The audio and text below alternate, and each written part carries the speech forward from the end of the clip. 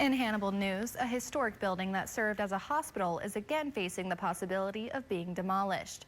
KHQA's Hayden Donaldson is in Hannibal with more. Hayden? The St. Elizabeth's Hospital in Hannibal first opened back in 1915. After Hannibal Regional Hospital was created back in 1988, after the consolidation of Levering Hospital and St. Elizabeth, a new facility was created. Since then, the building has been abandoned but was added to the National Registry of Historic Places in 2012. Mayor of Hannibal, Barry Louderman, says that while the building is historic, it would be in the city's best interest to tear it down. To redevelop the inside and the outside, it's no longer in the $10 to $12 million range. It's probably in the $20 to $30 million range. And I just don't see a developer, putting that much money into it. Louderman says that the demolition of the property would cost about $4.5 to $5 million to demolish, which would be significantly the cheaper option.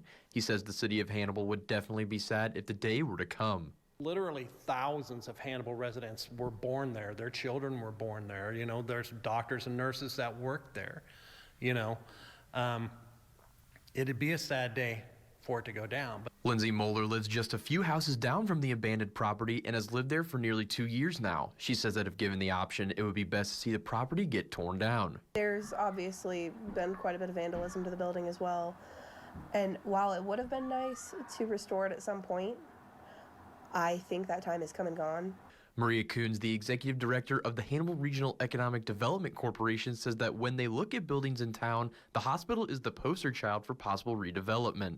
She says that they will go with what the city wants to do. When we do have older buildings that are decaying, that we're doing what's best for the residents and those surrounded by those buildings. Mueller says that if they are to demolish the building, she hopes that they do something with the property. I think some type of community area would be nice, because most of the parks around here you have to drive to. There's not, besides the school, but it feels weird just walking into the school when no one's there.